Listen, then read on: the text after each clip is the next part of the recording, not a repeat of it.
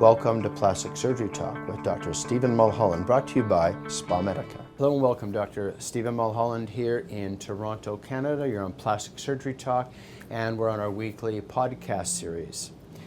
If you enjoy these podcasts, if you find them educational, or if you find them informative, fun, please subscribe, share, and comment. So our podcast this week is on a very, very topical area of aesthetic medicine. It's an area I've been doing for years, but it's found sort of a place in the sexiness of what's new, and it's called PRP.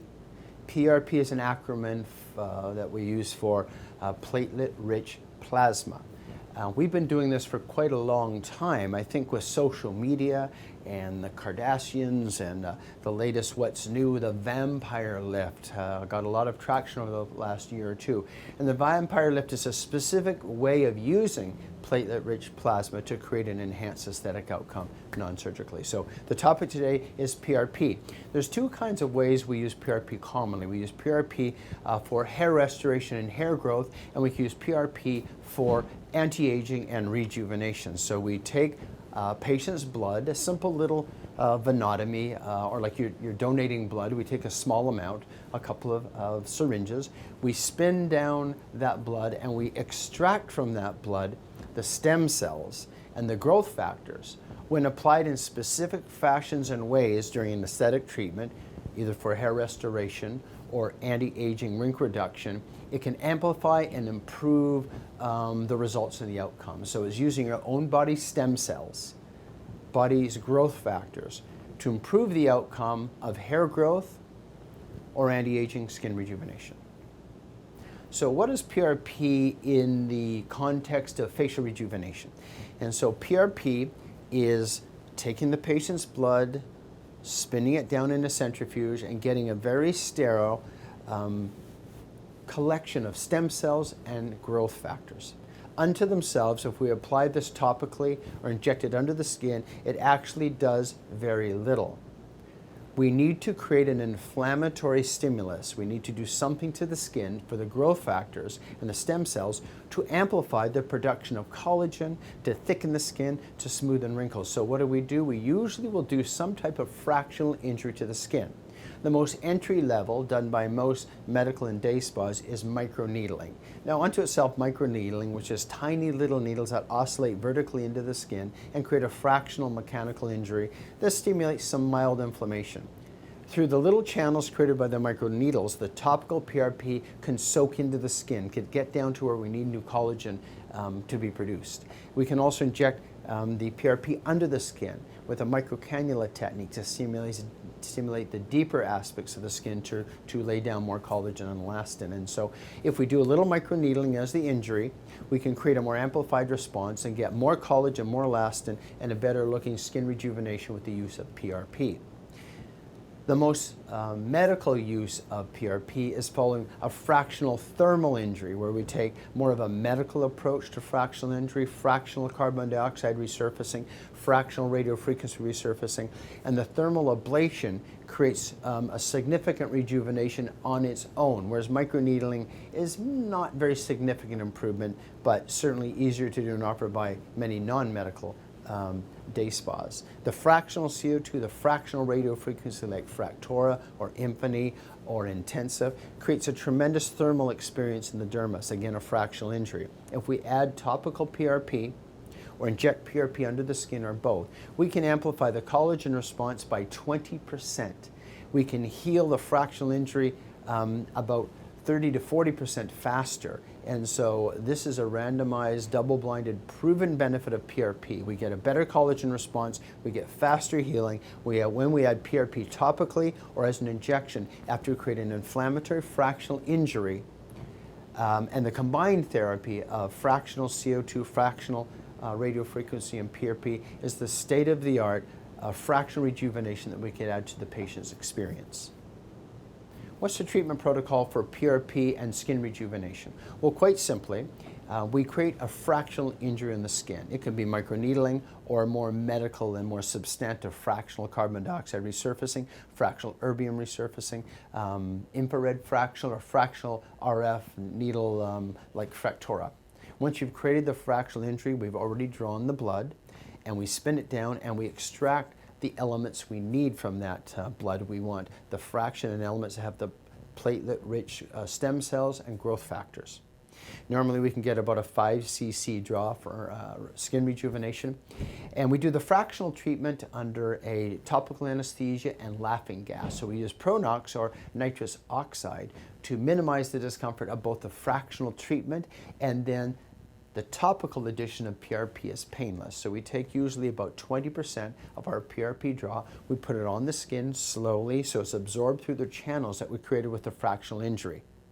Then we take the other 4 cc's in a very small micro cannula and we inject it directly into and under the dermis. So we get a top layer PRP addition and a bottom layer. And the goal is to increase by 20% or more the amount of collagen you're going to produce and to get the wound healed up to 30% faster by the use of PRP during a fractional injury technique, fractional resurfacing in a combined therapy for anti-aging. So it's going to give you the best acne scar reduction you can probably get. We're going to get fractional wrinkle reduction and smoothing, enhanced tightening, and even conditions such as dyschromia or brown discoloration, melasma are going to improve more significantly with the addition of PRP.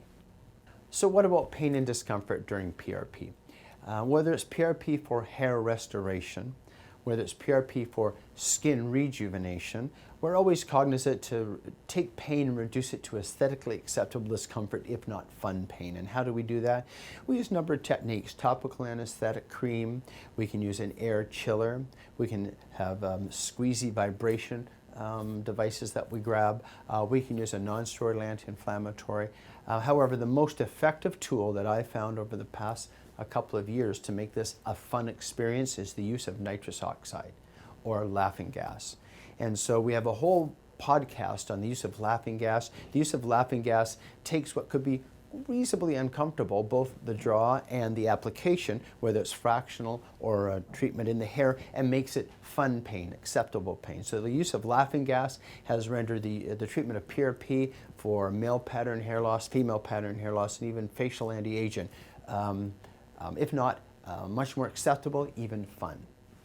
Are there any risks associated with the use of PRP, either for hair restoration, male or female pattern hair loss, or skin rejuvenation and anti-aging?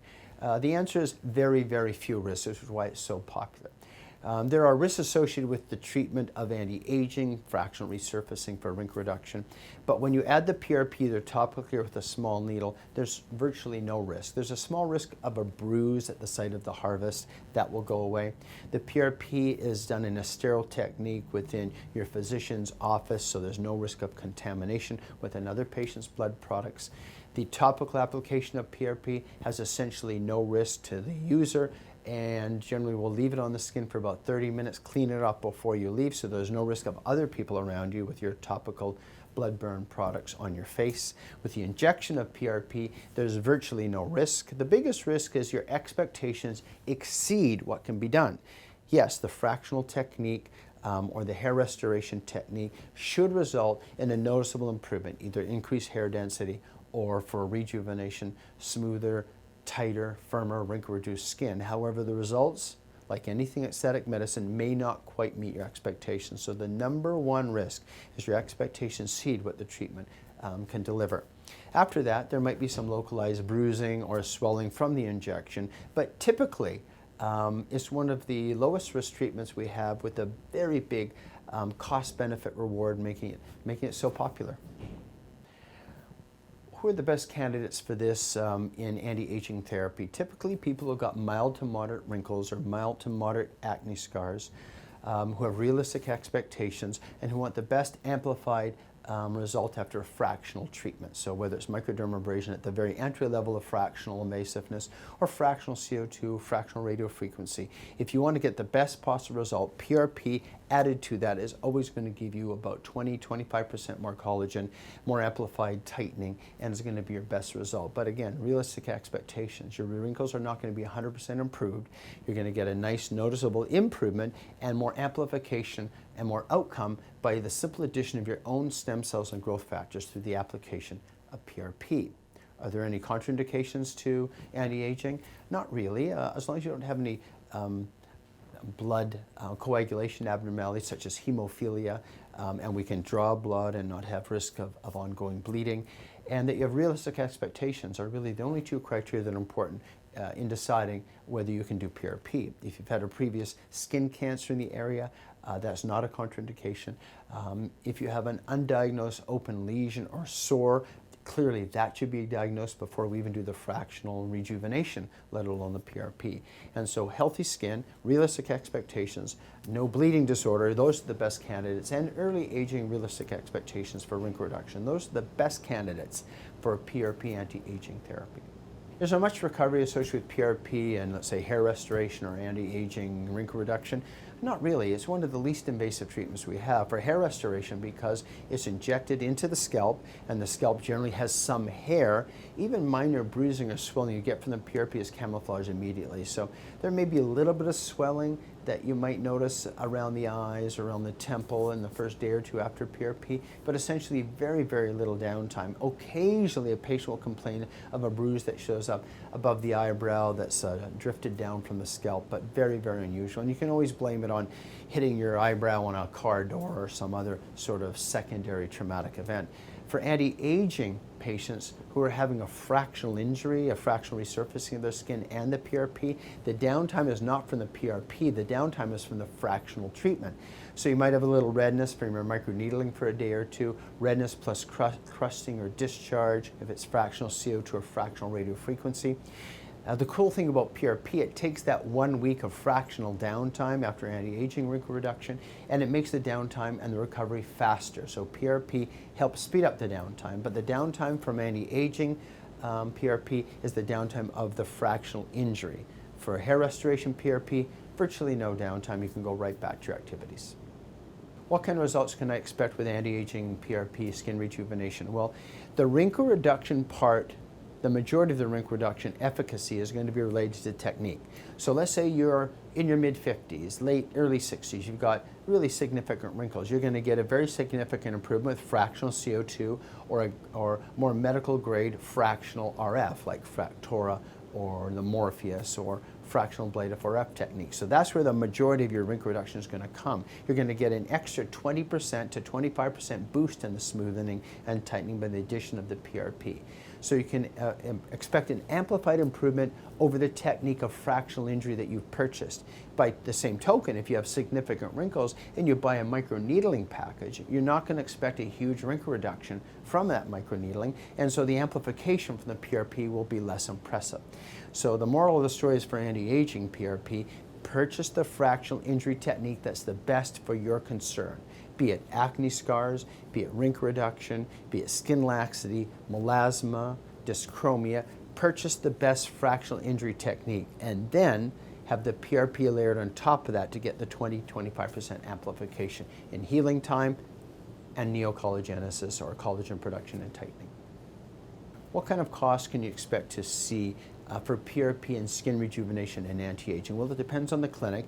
Typically, if you are purchasing a single treatment program, fractional CO2 or fractional RF, to get the best possible wrinkle reduction, you're going to have a one-time purchase application of PRP. The one-time purchase amplification of PRP typically runs between $500 and $900 depending on the clinic. So you have your base cost for your fractional injury technique and then an additional, let's say on average $750 to add PRP to get that 25% amplification in collagen and recovery time. Some clinics will offer a series of PRP similar to hair restoration for anti-aging, where you might buy a less aggressive fractional technique you're doing once a month for 3 months, and each time you're going to put some PRP on top of the skin and under the skin. In those scenarios, you're typically paying about $500 to $750 each treatment, or you buy a 3-pack for roughly $1,600 to $1,900 in addition to the fractional injury technique that you've purchased or the base injury technique. And so for anti-aging, either single treatment application with more aggressive fractional injury, or if you're buying a package, you buy a series of 3 treatments done each time you come in for your less aggressive fractional rejuvenation. So how to best choose your PRP provider? Well, clinics like SpaMedica have been doing PRP for a long time, long before it was sexy. A good clinic like SpaMedica will have multiple fractional injury techniques, so you can pick what injury technique for anti-aging more fits your facial rejuvenation program. So You can do microneedling, you can do fractional infrared, you can fractional CO2, fractional erbium, fractional radiofrequency. You can tailor the fractional injury to your anti-aging needs. And then of course, you can purchase PRP to be amplified on top of that. You want to make sure they're using an industry standard PRP. There's different manufacturers. You want to make sure Eclipse or Artrex or Chroma or Reagent is one of the well-known PRP devices out there, been around for a long time, and that they've got a technician that's licensed or certified or experienced in drawing the blood, handling the blood, and topically applying and re-injecting the platelet rich plasma, growth factors, and stem cells. Thank you for joining me, Dr. Stephen Mulholland, here in Toronto, Canada on Plastic Surgery Talk, another weekly installment on our podcast series. This one was on PRP and anti-aging and rejuvenative medicine. If you found this podcast and our series of podcasts, in fact, entertaining, educational, informative, then please share, subscribe, and comment. See you next time.